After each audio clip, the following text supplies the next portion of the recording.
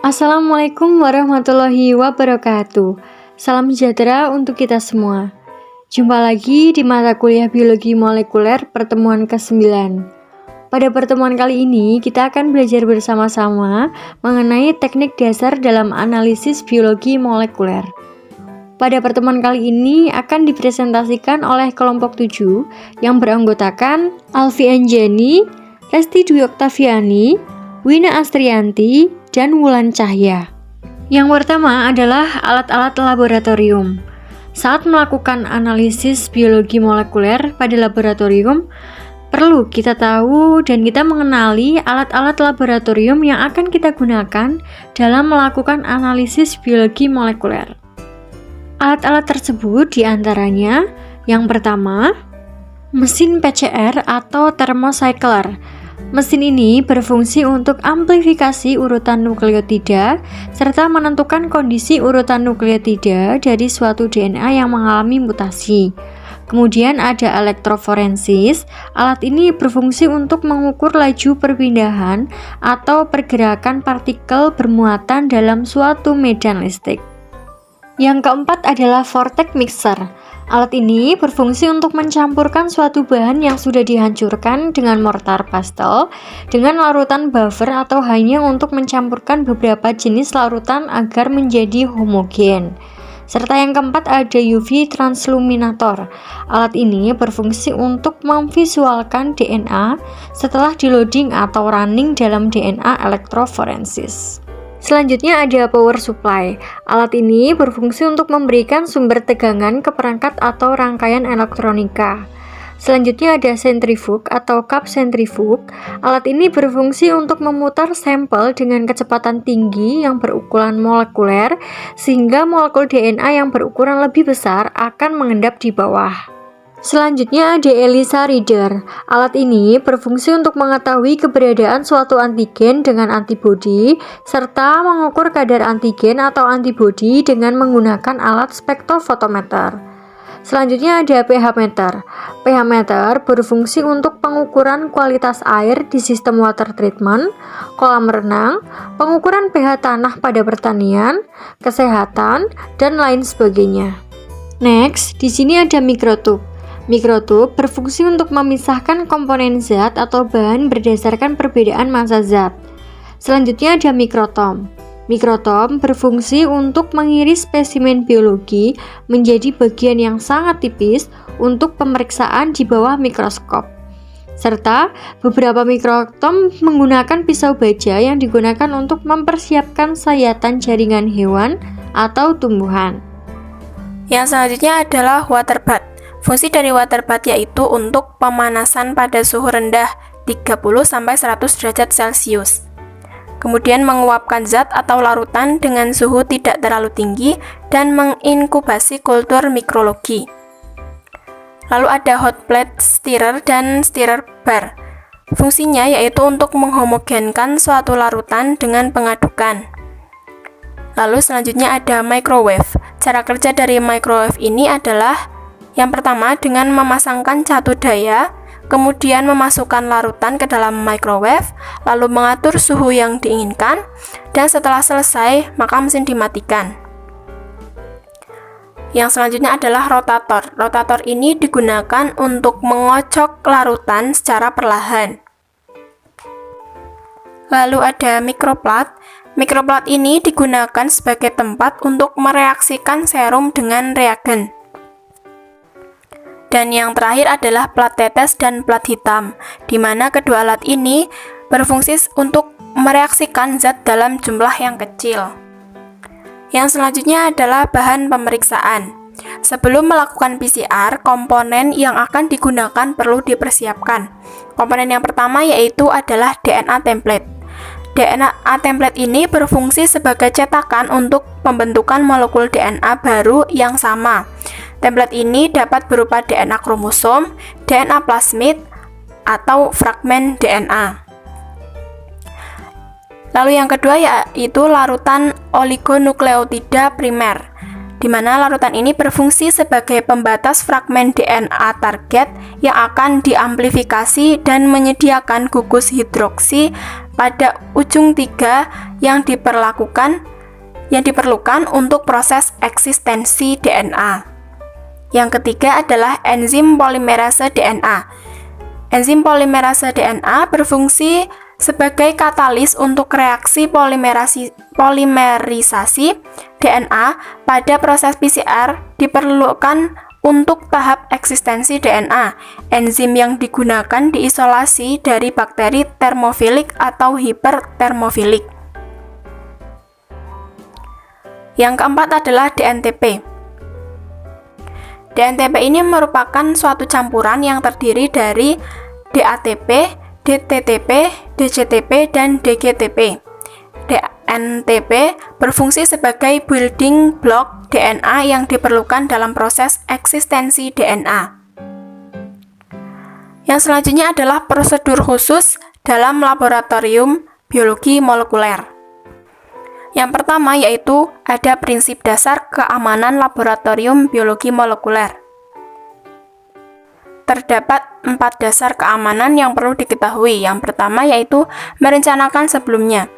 Sebelum memulai suatu eksperimen atau pekerjaan di laboratorium, maka perlu mengantisipasi dan mengidentifikasi setiap bahaya seperti limbah berbahaya dan lain sebagainya.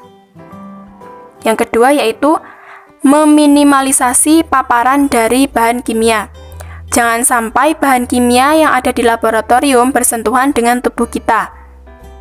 Eksperimen hanya boleh dilakukan apabila menggunakan alat pelindung diri seperti kacamata, sarung tangan, agar terhindar dari percikan bahan kimia. Selain itu juga perlu diperhatikan untuk keamanan ruangan laboratorium yang memadai seperti ventilasi udara dan lain sebagainya. Yang ketiga adalah jangan meremehkan resiko. Anggaplah bahwa campuran berbahaya jenis bahan kimia beracun akan lebih berbahaya dibandingkan dengan hanya satu jenis. Perlakukan semua senyawa dan zat baru yang toksisitasnya tidak dikenal sebagai zat beracun. Untuk mengetahui secara pasti potensi bahaya zat kimia beracun, maka pelajarilah material MSDS dari setiap bahan kimia yang akan digunakan. Lalu yang keempat adalah bersiaplah terhadap kecelakaan. Sebelum memulai eksperimen, ketahuilah tindakan-tindakan pencegahan yang harus diambil apabila terjadi pelepasan zat kimia berbahaya secara tidak sengaja. Ketahuilah letak semua peralatan keselamatan berada dan bersiaplah untuk memberikan tindakan darurat dan pertolongan pertama apabila terjadi kecelakaan kerja. Yang kedua adalah alur kerja pemeriksaan biologi molekuler. Yang pertama yaitu reagent preparation room atau tempat yang dijadikan pencampuran bahan-bahan yang akan digunakan. Lalu yang kedua sample preparation room atau tempat yang digunakan untuk isolasi DNA atau RNA yang kemudian dikuantifikasikan dengan spektrofotometer untuk mencari konsentrasi DNA atau RNA.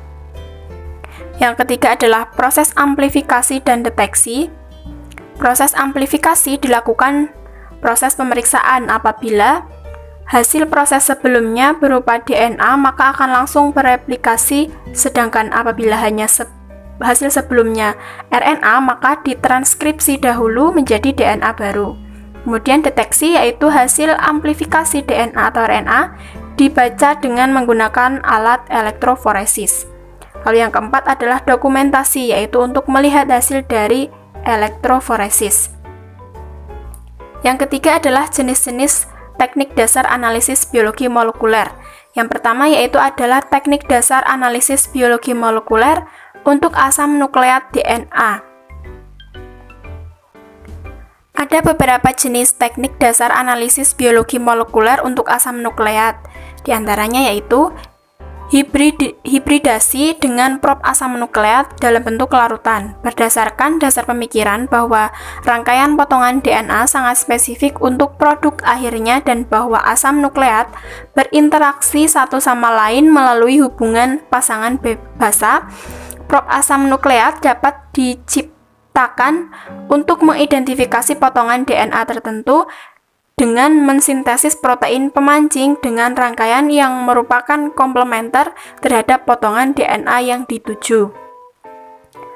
Lalu yang kedua yaitu hibridasi dengan menggunakan matriks padat. Prinsip dasar teknik ini adalah sampel DNA diletakkan pada matriks padat, misalnya sebuah membran, dan kemudian didenaturasi dengan panas probe asam nukleat tertentu yang telah diberi label radioaktif atau label enzim, kemudian dibiarkan bereaksi dengan DNA yang telah didenaturasi. Lalu yang ketiga adalah hibridasi in situ, merupakan metode analisis molekuler DNA yang menggunakan probe asam nukleat untuk mengidentifikasi rangkaian-rangkaian DNA spesifik dalam sebuah sampel biologis. Yang keempat yaitu polimorfisme konformasional untai tunggal. Polimorfisme gen adalah suatu kondisi perubahan ketika individu memiliki variasi dalam gen yang sama dalam kisaran biologis. Lalu yang kelima yaitu microarray, dikenal juga sebagai gen chips, digunakan untuk menganalisis ratusan atau bahkan ribuan gen atau rangkaian DNA yang berbeda. Lalu yang keenam yaitu reaksi rantai polimerase atau polymerase chain reaction atau PCR. PCR merupakan metode yang digunakan untuk memperbanyak salinan DNA. Proses PCR ini meliputi tahapan denaturasi, penguapan atau annealing, dan elongasi. Yang selanjutnya yaitu teknik analisis dasar molekul untuk protein. Kita ketahui bahwa semua jenis protein terdiri dari rangkaian dan kombinasi dari 20 asam amino. Setiap jenis protein. Kemudian yang kedua ada menghancurkan membran sel untuk mengambil kandungan sitoplasma dan organelnya, serta yang ketiga ada memisahkan organel-organel dan molekul penyusunnya. Nah, untuk prosedurnya sendiri dibedakan menjadi 3 tahapan. Untuk tahapan 1 dan 2 dinamakan dengan homogenasi, dapat dilakukan dengan homogenizer atau mortal, pemakaian vibrasi, dan sonikasi. Sedangkan untuk tahapan yang ketiga dilakukan menggunakan sentrifug pada kecepatan dan waktu tertentu.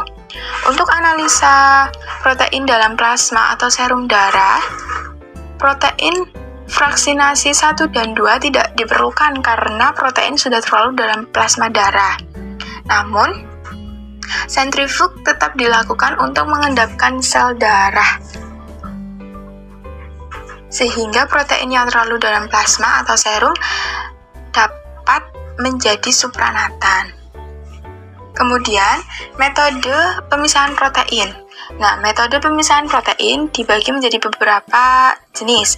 Yang pertama ada SDS page atau sodium decosyl sulfate polykrilamid gel electrophoresis, yaitu metode pemisahan protein berdasarkan berat molekulnya. SDS ini merupakan deterjen anionik yang apabila dilarutkan, molekulnya memiliki muatan negatif dalam range pH yang luas. Fungsi utama dari SDS pada metode SDS page ini yaitu memberikan muatan negatif pada protein yang akan dianalisis. Selain itu juga mendenaturasi protein, mempermudah menyamakan kondisi dan menyederhanakan protein, baik untuk bentuk, ukuran maupun muatan. Kemudian metode yang kedua ada pemfokusan isoelektrik atau isoelectric focusing. Merupakan metode pemisahan protein berdasarkan keseimbangan residu asam amino asam yang bermuatan negatif dan basa yang bermuatan positif, yang mana menentukan sifatnya yang disebut sebagai titik isoelektrik atau PI, suatu kondisi di mana pH pada muatan bersih protein menjadi 0. Kemudian, metode yang ketiga ada HPCl dan TCl. HPCl yaitu High Performance Liquid Chromatography, dapat digunakan untuk memisahkan dan memurnikan protein atau peptida berdasarkan ukuran, muatan, dan hidrofobisitas. Selanjutnya ada TCl, yaitu Thin Layer Chromatography yang digunakan untuk memisahkan peptida Misalnya, derivat dari digestiproteolitik suatu protein berdasarkan kemiripan sifatnya. Kedua metode ini sangat berguna sebagai tambahan pendekatan gel-based, terutama untuk analisis peptida dan untuk tujuan preparasi. Kemudian metode yang keempat ada elektroforesis 2 dimensi, yaitu suatu analisis pemisahan protein menggunakan 2 dimensi yang diberi arus listrik. Prinsip dasarnya adalah dimensi pertama dalam pemisahan protein dilakukan berdasarkan titik isoelektriknya atau isoelectric point IPE PI, yaitu pada pH di mana tiap protein netral atau sama dengan 0. Kemudian untuk dimensi kedua, protein akan dipisahkan berdasarkan berat atau massa molekulnya. Nah, untuk metode yang terakhir yaitu ada Western blotting, adalah proses pemindahan protein dari gel hasil elektroforesis ke membran. Membran ini dapat diperlakukan lebih fleksibel daripada gel sehingga protein yang terblot pada membran dapat dideteksi dengan cara visual maupun fluoresensi. Nah, selanjutnya ada metode identifikasi protein. Metode identifikasi protein ini dibedakan menjadi dua metode. Yang pertama ada metode degradasi Edman dan yang kedua ada spektrometri massa. Nah, untuk metode degradasi Edman yaitu metode yang menggunakan reagen isotionicyanatase untuk bereaksi dengan N-terminal dari protein dengan N-terminal dari protein atau peptida. Nah, di bawah kondisi yang sesuai, degradasi Edman akan membelah residu N-terminal asam amino untuk menghasilkan derivat asam amino plus ujung asam amino bebas sesuai dengan asam amino selanjutnya dalam rantai polipeptida. Nah, untuk metode yang kedua ada spektrometri massa. Spektrometri massa ini merupakan metode yang sangat sensitif dan akurat untuk menentukan berat molekul protein secara akurat. Karena metode ini sangat sensitif dan dapat mengerjakan sampel dalam jumlah banyak dan cepat, maka metode ini sangat populer dalam menentukan sekuen protein yang berada di dalam sel dan menentukan identitas protein dengan konsep yang mirip dengan degradasi Edman. Nah, untuk selanjutnya ada keselamatan kerja. Peraturan keselamatan kerja di laboratorium biologi molekuler dibedakan menjadi beberapa. Yang pertama ada tujuan dari peraturan keselamatan kerja. Nah, peraturan keselamatan kerja di laboratorium ini merupakan salah satu hal yang harus ada dan dilaksanakan di sebuah laboratorium. Peraturan ini dibuat untuk menciptakan suasana kerja yang kondusif, nyaman, dan aman bagi para pengguna laboratorium. Tujuan mengatur keselamatan kerja adalah untuk memastikan yang pertama ada kesehatan, keselamatan, dan kesejahteraan orang yang bekerja di laboratorium. Kemudian yang kedua, mencegah orang lain terkena risiko terganggunya kesehatannya akibat kegiatan di laboratorium. Kemudian yang ketiga, ada mengontrol penyimpanan dan penggunaan bahan yang mudah terbakar dan beracun. Dan yang terakhir yaitu mengontrol pelepasan bahan berbahaya seperti gas dan zat berbau ke udara sehingga tidak berdampak negatif terhadap lingkungan. Untuk yang kedua ada aturan umum dalam peraturan keselamatan kerja. Nah, dalam laboratorium terdapat beberapa aturan yang bersifat umum dalam peraturan keselamatan kerja di laboratorium. Aturan ini wajib ditaati oleh seluruh pengguna laboratorium, baik yang bekerja setiap hari maupun pengguna yang berasal dari laboratorium lainnya. Beberapa hal yang perlu dipastikan untuk menjaga keselamatan umum dalam penggunaan laboratorium, yaitu yang pertama, orang yang tidak berkepentingan dilarang masuk ke dalam laboratorium untuk mencegah hal yang tidak diinginkan. Kemudian yang kedua, sebelum memulai kegiatan, para pengguna laboratorium harus sudah memahami prosedur yang akan dilakukan pada hari itu. Kemudian, setiap pengguna wajib mengetahui informasi mengenai bahaya bahan kimia dan peralatan yang digunakan. Yang ketiga yaitu mengenali semua jenis peralatan keselamatan kerja dan letaknya untuk memudahkan pertolongan saat terjadinya kecelakaan kerja. Kemudian yang keempat, setiap pekerja laboratorium harus mengetahui cara pemberian pertolongan darurat atau P3K apabila terjadi kecelakaan di laboratorium. Yang kelima, dilarang makan, minum, dan merokok di laboratorium. Kemudian yang keenam, setiap pengguna laboratorium tidak diperbolehkan terlalu banyak berbicara atau bercanda selama bekerja di laboratorium untuk menghindari kecelakaan atau hal-hal yang tidak diinginkan. Dan yang terakhir ada, setiap pengguna laboratorium harus mengisi logbook setiap selesai menggunakan peralatan tertentu agar kerusakan atau ketidakberesan peralatan laboratorium dapat ditelusuri. Nah, yang selanjutnya ada pakaian di laboratorium. Setiap pekerja atau pengguna laboratorium harus memenuhi tata cara berpakaian di laboratorium. Pakaian kerja yang digunakan di laboratorium tentunya berbeda dengan pakaian kerja yang digunakan sehari-hari. Busana atau pakaian di laboratorium hendaklah mengikuti aturan sebagai berikut. Yang pertama, ada dilarang memakai perhiasan yang dapat rusak oleh bahan kimia, sepatu yang terbuka, sepatu licin, dan berhak tinggi. Kemudian yang kedua, pakailah jas laboratorium, sarung tangan, dan pelindung yang lain dengan baik. Kemudian yang ketiga, ada pengguna laboratorium yang memiliki rambut panjang harus diikat untuk mencegah terjadinya kecelakaan akibat rambut yang tersangkut pada alat tertentu. Dan yang terakhir, selalu menggunakan sarung tangan dan kacamata pelindung terutama bila bekerja dengan bahan kimia yang berbahaya bagi kulit atau mata. Baik, selanjutnya poin keempat, bekerja dengan bahan kimia. Yang pertama, menghindari kontak secara langsung dengan bahan kimia. Kita dapat menggunakan jas laboratorium, sarung tangan, dan kacamata pelindung untuk menghindari hal-hal yang tidak diinginkan. Kemudian yang kedua, tidak menghirup langsung uap bahan kimia. Apabila kita ingin menguji bahan kimia dari baunya, maka sebaiknya dilakukan dari jarak yang cukup jauh dengan cara mengipasi bagian atas botol menggunakan tangan. Kemudian yang ketiga, membaca label yang tertera pada setiap bahan kimia. Apabila kita ragu, jangan sungkan untuk menanyakan pada laboran atau pengguna yang lain. Yang keempat, jangan lupa untuk menyimpan kembali bahan kimia ke tempat asalnya setelah selesai digunakan. Selanjutnya poin kelima, memindahkan bahan kimia. Yang pertama, baca label bahan sekurang-kurangnya 2 kali untuk menghindari kesalahan dalam pengambilan bahan, terutama nama bahan kimia yang mirip. Misalnya antara asam sitrat dengan asam nitrat.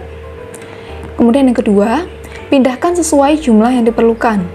Jika bahan kimia yang dikeluarkan dari botolnya masih bersisa, sebaiknya bahan kimia tersebut dapat disimpan pada wadah lain untuk digunakan kembali pada kesempatan berikutnya. Yang ketiga, gunakan perlengkapan tertentu, khususnya seperti sudip, dalam pengambilan bahan kimia yang berbentuk padat. Setiap satu sudip hanya digunakan untuk mengambil satu jenis bahan kimia saja. Hal ini untuk menghindari terjadinya kontaminasi atau kecelakaan kerja akibat pencampuran bahan kimia yang terjadi. Selanjutnya yang keempat, kembalikan botol bahan kimia ke tempatnya semula. Poin keenam, melakukan pengambilan bahan kimia cair. Yang pertama, tutup botol dibuka dengan cara dipegang dengan jari tangan kanan dan sekaligus telapak tangan kiri memegang botol tersebut. Yang kedua, tutup botol jangan ditaruh di atas meja, karena isi botol bisa terkotori oleh kotoran yang ada di atas meja. Yang ketiga, pindahkan cairan menggunakan batang pengaduk untuk menghindari percikan. Selanjutnya, pindahkan dengan alat lain seperti pipet volume sehingga lebih mudah. Dan yang terakhir, jangan pernah mengembalikan bahan kimia yang tidak terpakai ke dalam botol penyimpanan. Poin ketujuh, penanganan peralatan gelas dan peralatan lainnya. Yang pertama, jangan pernah menangani gelas pecah dengan tangan. Gunakan sapu untuk membersihkan pecahan gelas, kemudian letakkan gelas di dalam wadah khusus untuk pembuangan. Yang kedua, perhatikan peralatan gelas sebelum pemakaian. Jangan pernah menggunakan peralatan gelas yang pecah, retak, atau kotor. Kemudian yang ketiga, jangan mencuci peralatan gelas yang panas di dalam air dingin, karena hal ini memungkinkan gelas bisa pecah. Selanjutnya, penanganan sampah dan limbah laboratorium. Nah, di sini terdapat beberapa jenis sampah dan limbah laboratorium. Yang pertama ada sampah umum, seperti bekas tisu, kertas, tabung mikro, botol plastik yang tidak berisi bahan berbahaya. Sampah ini dapat dibuang di tempat sampah seperti sampah lain pada umumnya. Kemudian yang kedua, sampah yang telah terkontaminasi bahan berbahaya, seperti kertas tisu, tabung mikro, dan botol plastik. Dikumpulkan menjadi satu di dalam plastik sampah kuning besar dan diberi label bahan berbahaya, kemudian diikat kuat dengan tali. Selanjutnya, dapat diserahkan pada bagian kebersihan kantor untuk ditangani. Yang ketiga, ada sampah benda tajam, seperti jarum suntik, kaca penutup preparat, dan pecahan gelas. Dibungkus dengan plastik kemasannya atau kertas tisu yang cukup tebal, dan dikumpulkan dalam kontainer plastik berwarna kuning. Jika sudah penuh, maka penanganannya diserahkan pada bagian kebersihan kantor untuk ditangani. Yang keempat, ada limbah bahan kimia, berupa sisa reagen, sisa campuran PCR, buffer, kemudian ada bekas gel agarosa atau akrilamida yang sudah kotor atau keruh perlu ditangani secara hati-hati. Bahan kimia yang tidak toksik dan korosif dapat dibuang langsung pada wastafel. Sementara bahan kimia yang berbahaya ini ditampung dalam botol khusus, lalu diserahkan pada bagian kebersihan kantor untuk ditangani. Selanjutnya poin ke-9 ada peralatan perlindungan diri di laboratorium. Yang pertama ada jas laboratorium untuk melindungi pakaian dari kulit dan dari percikan bahan kimia berbahaya. Kemudian yang kedua, sarung tangan lateks atau nitril untuk melindungi tangan kita dari cipratan bahan kimia berbahaya. Kemudian yang ketiga, ada sarung tangan tahan dingin, berguna apabila kita bekerja dengan bahan-bahan yang sangat dingin. Misalnya, pada bahan atau sampel yang disimpan pada pendingin bersuhu minus 80 derajat Celcius. Kemudian selanjutnya ada sarung tangan tahan panas, berguna apabila kita bekerja dengan bahan-bahan yang panas, seperti mengangkat alat atau bahan dari autoclave dan lain sebagainya. Selanjutnya ada masker sederhana sekali pakai, digunakan apabila berinteraksi dengan bahan kimia yang uapnya tidak terlalu berbahaya, seperti etanol atau isopropanol. Selanjutnya ada masker respirator. Masker ini memiliki dua filter udara yang lebih kompleks dibanding masker sederhana. Masker ini digunakan apabila kita bekerja menggunakan bahan kimia yang uapnya berbahaya, yang masih dapat menembus filter pada masker sederhana. Selanjutnya ada kacamata pelindung atau splash goggle. Nah, ini terbuat dari bahan yang tahan percikan senyawa kimia. Kacamata ini berguna untuk melindungi mata dari percikan bahan kimia berbahaya. Kemudian selanjutnya ada kacamata anti UV. Nah, ini digunakan apabila berinteraksi dengan sinar UV. Misalnya saat melakukan pemotongan gel pada UV transilluminator untuk dipurifikasi. Dan yang terakhir, ada kacamata wajah, kaca pelindung wajah atau face shield yang digunakan untuk melindungi wajah dari percikan bahan kimia berbahaya maupun radiasi UV. Selanjutnya yang terakhir ada komponen pendukung keselamatan di laboratorium. Yang pertama ada lemari asam. Lemari asam ini merupakan peralatan yang berguna ketika kita bekerja dengan senyawa asam pekat maupun senyawa volatil lainnya yang uapnya berbahaya bagi kesehatan dan keselamatan. Misalnya saat kita hendak mengencerkan larutan asam dari larutan stoknya, atau saat kita bekerja dengan bahan berbahaya seperti kloroform, isoamil alkohol, dan metanol. Lemari asam dilengkapi dengan blower yang akan mencegah udara berbahaya mengalir balik ke ruangan dari lemari asam serta sistem sirkulasi udara yang memungkinkan uap senyawa kimia berbahaya dapat dilepas ke udara bebas.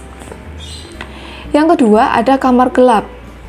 Nah, pada laboratorium molekuler, kamar gelap digunakan sebagai tempat pewarnaan atau staining gel sebelum divisualisasi di UV transilluminator. Pewarna gel yang umumnya digunakan adalah ethidium bromida yang sangat berbahaya karena bersifat karsinogen dan mutagen. Sehingga kamar gelap ini posisinya terpisah atau terisolasi dari ruangan lainnya di laboratorium. Apabila kita bekerja di kamar gelap, terutama saat berinteraksi dengan senyawa ethidium bromida, pastikan kita selalu menggunakan sarung tangan, jas laboratorium, dan masker.